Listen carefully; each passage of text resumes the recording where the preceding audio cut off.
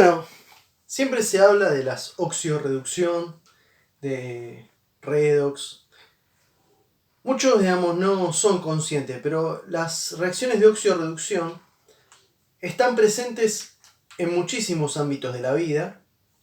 Por ejemplo, cuando una persona se va a decolorar el cabello con agua oxigenada, el agua oxigenada actúa como un oxidante, decolorando el pelo. Lo mismo sucede cuando se destiñe una remera con lavandina, ahí ocurre una oxidación también. Y también se da en muchos aspectos de la vida, por ejemplo, en el organismo, en las células, en las plantas. Por ejemplo, pero bueno, antes de eso quiero decirles algo. Una oxidorreducción es una reacción en la cual se enfrentan dos especies. Una se va a oxidar y la otra se va a reducir. La que se oxida siempre va a pasar de tener un número de oxidación determinado a tener un número más alto.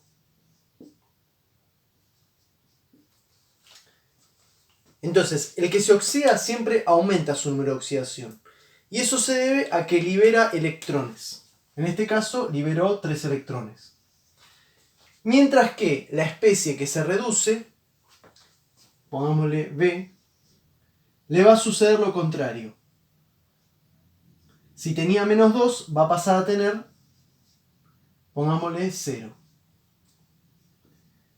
Esto significa que una especie se oxidó, liberó electrones, y la otra se redujo, captó electrones.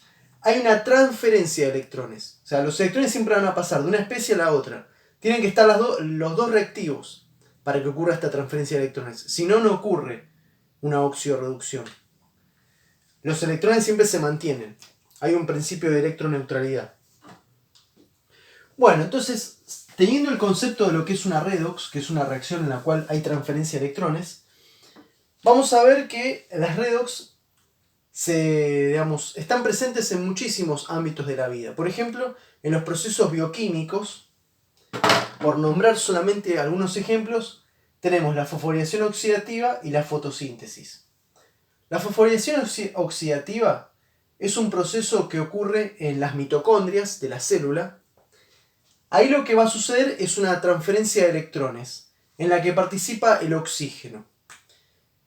Por ese motivo, nosotros todo el tiempo necesitamos por lo menos 3 elementos fundamentales para la vida. Uno es el carbono, que la fuente de carbono que está en los alimentos, como hidrato de carbono, grasas. Necesitamos oxígeno, que está en el aire y es lo que estamos respirando. Y necesitamos agua. ¿Por qué el oxígeno es imprescindible? Porque el oxígeno, cuando llega a las mitocondrias, forma parte de la fosforilación oxidativa, que es un proceso en el cual ocurre una transferencia de electrones. El oxígeno se va a terminar reduciendo, exactamente. El oxígeno ingresa como O2, como todos lo conocemos, que está en el aire, cuyo número de oxidación en realidad es 0 para la sustancia, y va a salir combinado con el carbono de los alimentos, formando el dióxido de carbono. O sea, esto va a pasar. El carbono proveniente de los alimentos se va a combinar con el oxígeno y va a formar dióxido de carbono. Es por ese motivo que nosotros, cuando respiramos, incorporamos oxígeno y liberamos dióxido de carbono. Acá ocurre una redox. Fíjense que el oxígeno ingresa con 0 y se sale con -2.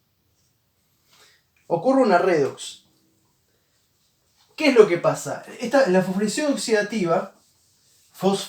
oxidativa, el oxígeno forma parte de un proceso bastante complejo en el que intervienen 4 complejos enzimáticos y se da una transferencia de electrones y a partir de ahí se genera una energía. Esta energía que se produce por esta corriente electrónica va a ser aprovechada por las mitocondrias para producir una molécula que se llama ATP. Es decir, toma ADP más fosfato y se forma ATP. Este ATP es una molécula que está en el organismo, en las células, que se llama adenosina trifosfato. Es un nucleótido de adenosina que está unido a 3 moléculas de fosfato. ¿Qué pasa? La unión entre el ADP es cuando tiene 2 fosfatos.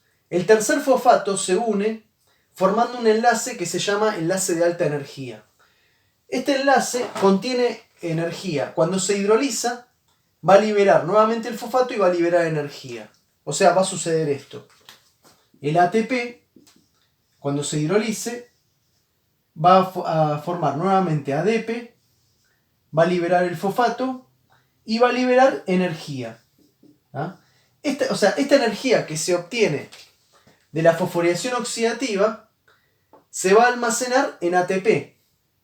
Entonces el ATP va a terminar siendo la moneda de intercambio energético. Así como yo voy a la panadería y compro pan con billetes, bueno, la célula cuando necesita algo lo va a obtener de acá la energía. Va a ser como una moneda de intercambio a nivel energético. Es decir, la energía que va a obtener gracias a la redox que se produce entre los derivados de los alimentos que tienen carbono y el oxígeno, esa energía se almacena en estas moléculas. Entonces, cuando la célula necesite energía para cumplir otro proceso, lo va a obtener de acá. Hidrolizando el ATP, se va a liberar ADP más fosfato y va a liberar energía. Y esta energía es la que va a utilizar. Bueno, como ven, la fosforilación oxidativa es un proceso bastante complejo donde ocurre toda una oxidorreducción. Y basándonos en esa oxidorreducción, obtenemos la energía necesaria para sintetizar el ATP. Esto pasa en todas las células a nivel mitocondrial. Pero después tenemos otro proceso. Bueno, hay muchos más procesos donde ocurren las redox. Solamente ahora me voy a focalizar en estos dos para dar un pantallazo, porque no es la idea profundizar demasiado este tema, simplemente tener una leve idea.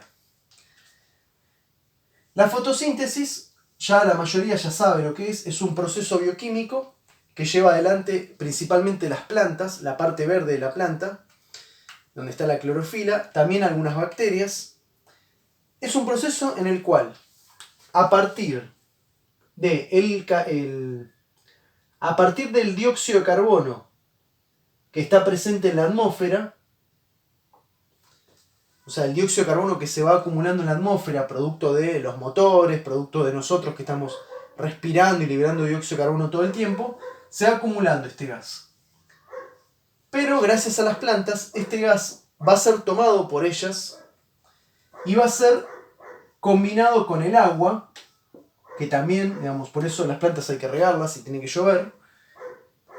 Y a partir de esto se va a producir una reacción de oxidorreducción y se va a formar glucosa. La glucosa, o bueno, todos los hidratos de carbono tienen glucosa. Va a ser el componente de la planta. Y se va a formar oxígeno. Bien. Entonces, básicamente, desde el punto de vista químico, esto es lo que ocurre en una fotosíntesis. El dióxido de carbono que está presente en la atmósfera se va a combinar con el agua y va a formar glucosa más el oxígeno. El oxígeno, obviamente, nosotros ya sabemos, es un gas que es fundamental para la vida. Nosotros necesitamos oxígeno, sí o sí. Por eso es tan importante el agua, es tan importante la planta. Porque sin ellos no tenemos oxígeno. Y además acá le tengo que agregar que la fuente energética, o sea, la planta, para poder llevar adelante esta reacción necesita energía. Esa energía la obtiene del sol. Por eso lo voy a agregar acá. UV. UV lo que va a simbolizar es el rayo solar. Son los rayos solares. Esos rayos solares le van a aportar energía a la planta para que la planta pueda llevar adelante esta redox. Este es un ejemplo también de redox. Como ven, el oxígeno en el agua tiene el número de oxidación -2. Y acá va a salir con 0. Lo mismo va a pasar acá, este también está con -2. Bueno, hasta ahí estos serían los procesos redox a nivel biológico.